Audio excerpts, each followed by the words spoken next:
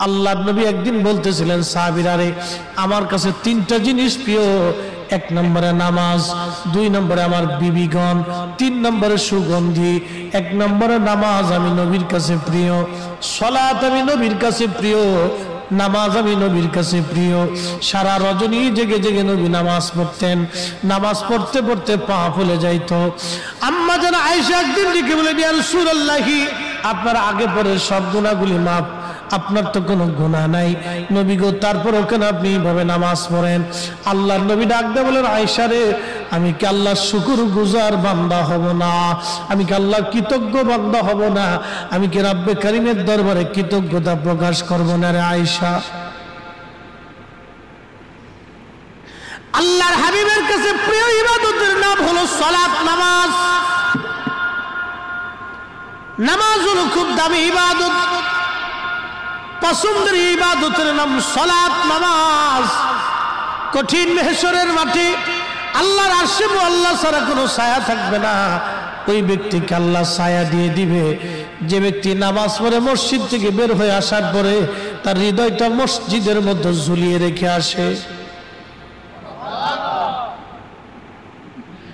যে ব্যক্তি মসজিদ থেকে নামাজ পড়ে বের হয়ে আসার পরে তার হৃদয়টা মসজিদের মধ্যে ঝুলিয়ে রেখে আসে, অর্থাৎ নামাজ পড়ে বের হয়ে আসার পরে আবার অন্তরটা নামাজের জন্য উদগ্রীব থাকে, কখন আবার নামাজে যাব। এই লোকটা আরশে আল্লাহর নিচে আমার আল্লাহ তার জন্য জায়গা বরাদ্দ করে দিবে। একবার জোরে বলা যাবে কি সুবহানাল্লাহ। আল্লাহর নবী বলেন উম্মত কিয়ামতের আলামত ৭২টা। প্রথম নম্বর আলামত হলো আমাতুস সালাহ, আমার উম্মত নামাজ মেরে ফেলবে, উম্মত নামাজ ছেড়ে দিবে, নামাজ ভুলে যাবে, নামাজ পড়তে যাবে না, নামাজ ছেড়ে দিবে। উম্মত নামাজ ভুলে যাবে, নামাজ, সালাত সালাত সালাত। বুনিয়াল ইসলাম আলা খামসিন শাহাদাতি আল্লা ইলাহা ইল্লাল্লাহু ওয়াহদাহু লা শারীকা লাহু ওয়া আশহাদু আন্না মুহাম্মাদান আবদুহু ওয়া রাসূলুহু ওয়া ইকামিস সালাহ ওয়া ইতাইজ যাকাত ওয়াল হজ্জি ওয়া সাওমি রমাদান। নবীজি বললেন ইসলামের বেনা হলো 5টা, স্তম্ভ হলো 5টা। প্রথম নম্বরে কালেমা, তাওহীদের সাক্ষ্য এবং রিসালাতের সাক্ষ্য। 2 নম্বর হলো সালাত। তাওহীদ ও রিসালাতের সাক্ষ্যের পরে সবচেয়ে বড় ইবাদতের নাম হলো সালাত, নামাজ। নামাজ নামাজ, উম্মত নামাজ ছেড়ে দিবে, নামাজ ছেড়ে দিবে, সালাত। উম্মত নামাজ ছেড়ে দিবে, ওয়ামাতুস সালাহ, উম্মত নামাজ মেরে ফেলবে। সফল কাম হতে হলে আল্লাযীনা ইউমিনুনা বিল গায়ব ওয়া ইউকিমুনাস সালাহ।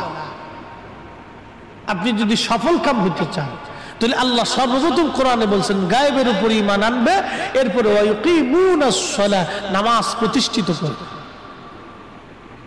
নামাজ, সালাত সালাত, নামাজ প্রতিষ্ঠিত করবে উম্মত, সালাত, নামাজ নামাজ নামাজ। কোন ব্যক্তি যদি সঠিক মতো নামাজ পড়ে কিয়ামতের মাহশরের কঠিন দিনে আল্লাহ সর্বপ্রথম জিজ্ঞেস করবে বান্দা নামাজের হিসাব দিয়ে যাও। যখন আল্লাহর বান্দা নামাজের হিসাব কষে দিবে